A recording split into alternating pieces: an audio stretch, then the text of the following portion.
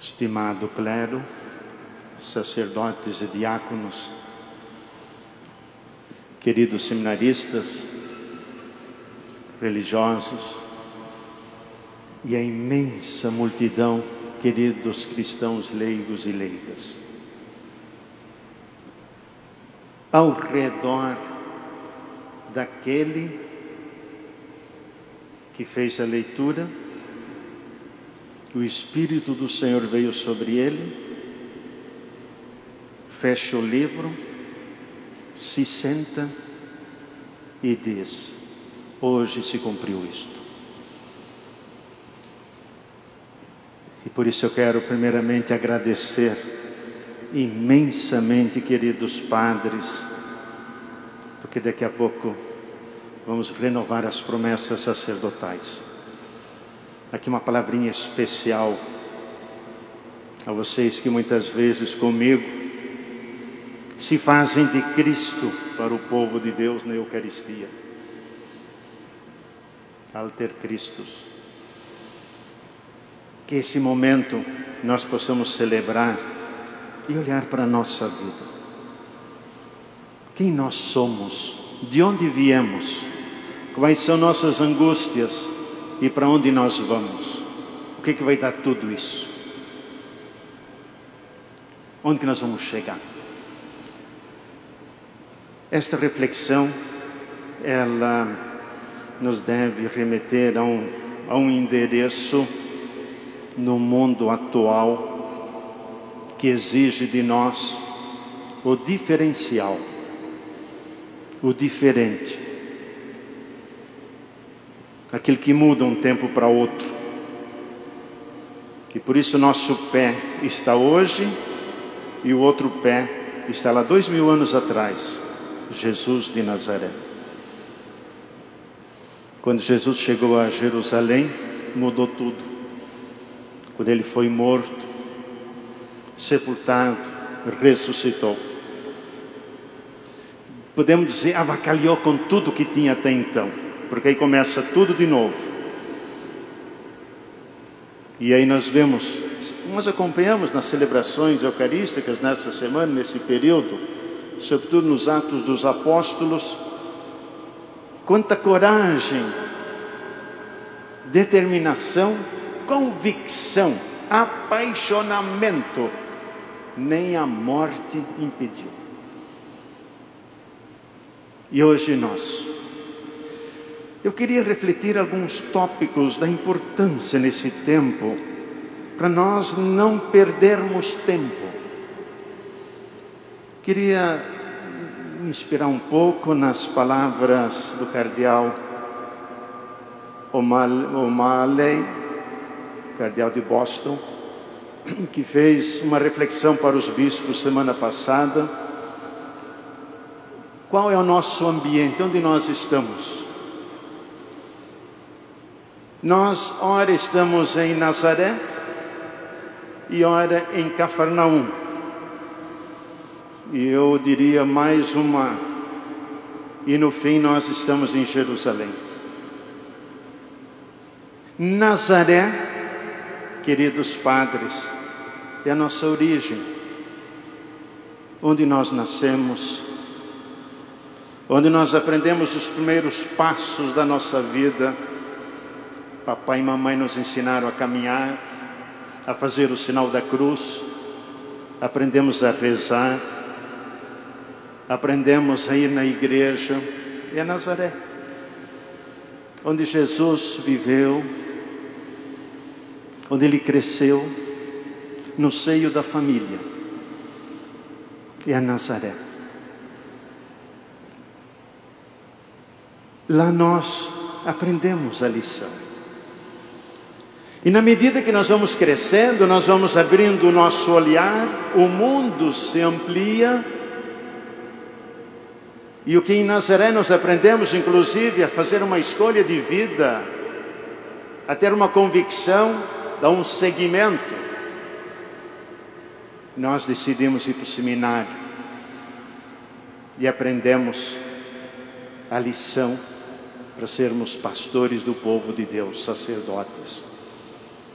Queridos seminaristas, se sinto em Nazaré. Tempo do aprendizado, tempo de ouvir, tempo de querer também ir adiante, porque também o menino quis lá discutir com os doutores da lei, mas ainda era muito novo. Volta para Nazaré.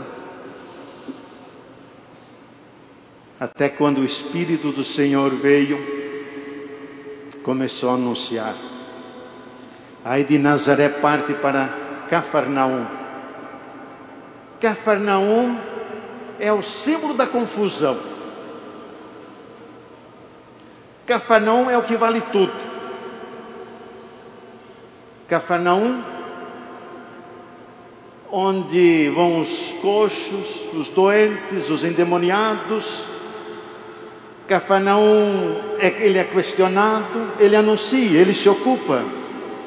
É a atividade, é a ação.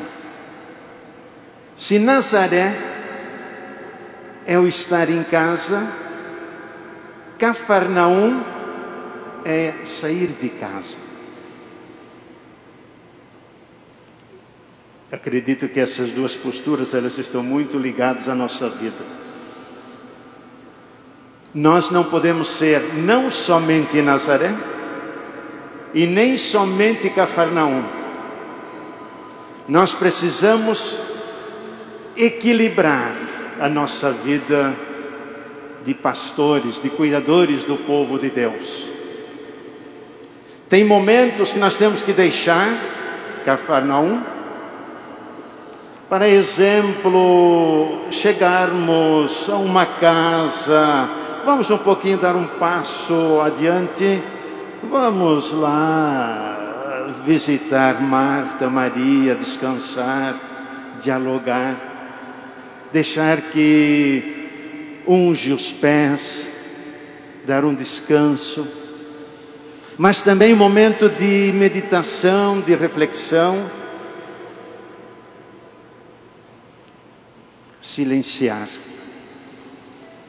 se encher da graça.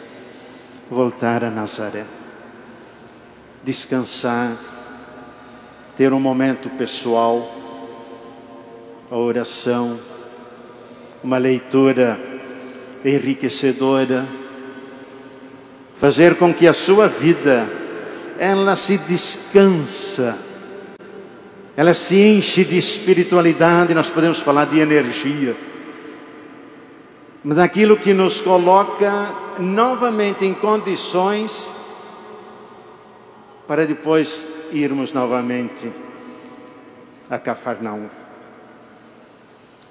Vivemos um tempo muito atípico. Vivemos hoje o grande tempo da Cafarnaum em vista da pandemia. E não sabemos quase como agir.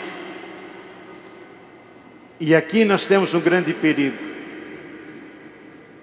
de querer perder o vínculo da unidade, porque os discípulos com Jesus em Nazaré e em Cafarnaum, sempre ao redor do Mestre, ninguém ia isolado, ninguém decidia por si mesmo, mas havia uma intensa convivência, confiança, obediência, para que as ações, elas possam crescer dentro de uma dimensão da unidade.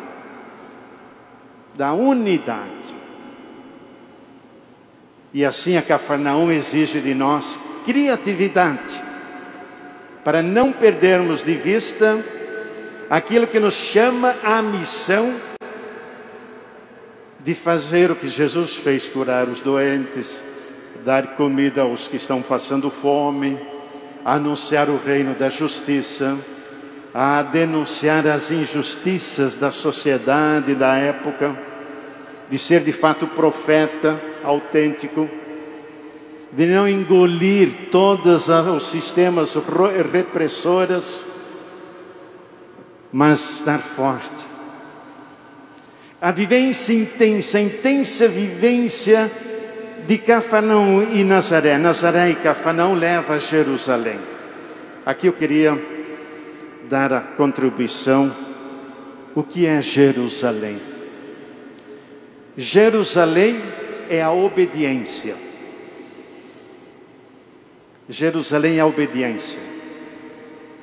Pai, se for possível, afasta de mim esse sofrimento, esse cálice.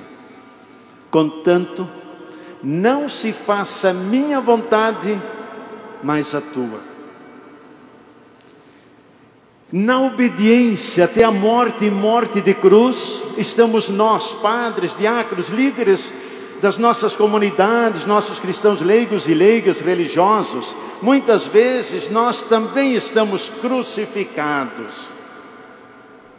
Esta pandemia nos questiona. Ela se torna um foco da desobediência. Vamos fazer isso, o bispo não fica sabendo.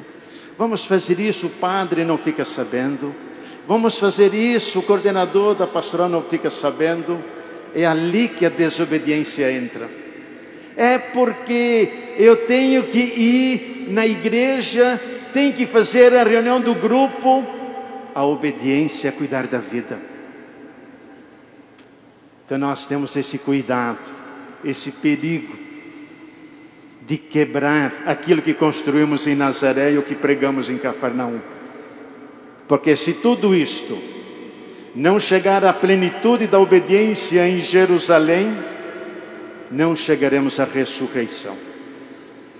Porque fomos desobedientes. Então esta é a mensagem forte que neste dia nos chama a missa da unidade.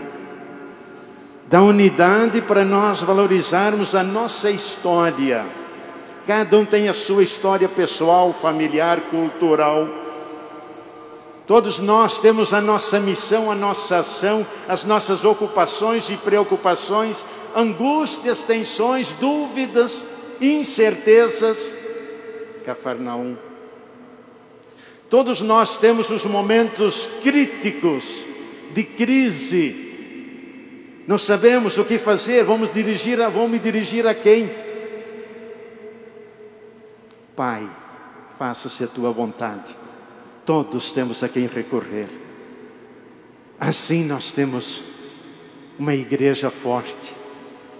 E eu acredito neste clero que nós temos. Seminaristas, eu creio em vocês, eu confio em vocês. Vivam intensamente a Nazaré, lá no seminário. Começa a perceber, a tatear os momentos de Cafarnaum, nos momentos da experiência pastoral. E começa a vislumbrar Jerusalém, o sacrifício, a doação, a entrega, o dar a vida pelo povo. Dar a vida ao povo significa o povo que está passando fome, o povo que está sendo desestimulado a se proteger, esse mesmo povo que está adoecido, está contaminado. A Jerusalém faz cuidar disto, enfrentar isto. E é dentro desse cuidado nós temos dois padres que não estão hoje aqui, porque estão se recuperando. O padre Sidney e o padre Vigílio, que pediram para não estar presente em vista da precariedade da saúde. Temos o cônego Teles, o padre Roberto, da Casa dos Padres Idosos. Também pediram licença, que pela idade não tem condições de estarem aqui presentes. Mas da casa nós temos o padre José, que está aqui no meio de nós. Tá? Que bom.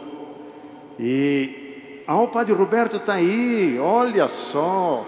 Levante a mão aí para todo mundo ver o padre Roberto. Vamos dar uma salva de palmas para ele. Aí estou. Que bonito, né? Que ele está presente. E assim nós queremos então sentir esse cuidado que nós temos que ter para que a missa da unidade nos una ao redor do presbitério, dos presbíteros, e que nós façamos aquilo que devemos fazer. E para concluir, gostaria também de manifestar a minha preocupação. Todos os dias, no meu momento de Nazaré, eu rezo por todos vocês, padres, diáconos, religiosos, povo de Deus. E nesse momento eu fico pensando e pedindo que Deus, que Nossa Senhora me dê luzes para podermos sempre ao redor desta igreja tão bonita não sermos infiéis, nem imprudentes e nem precipitados, mas que temos sempre cautela, serenidade, paz de espírito, ouvir, dialogar. E por isso tem diversos padres com quem eu converso mais, para nós podermos dar passos sempre seguros. E também as nossas comissões, as pastorais, os movimentos que estamos construindo, os blocos. Precisamos sempre de um coordenador, de um que é o responsável, mas que ele não haja sozinho, que sempre tenha um grupo de apoiadores, padres, diáconos, religiosos e leigos, sempre na soma dos organismos do povo de Deus, para errarmos o menos possível na condição dessa nossa bonita igreja, e assim como uma igreja participativa, preocupada com os problemas que nos acercam a cada instante, possamos anunciar o Cristo, aquele que o Espírito do Senhor veio sobre ele, o ungiu e mandou anunciar a boa nova aos pobres, aos doentes, aos sofredores. Assim seja.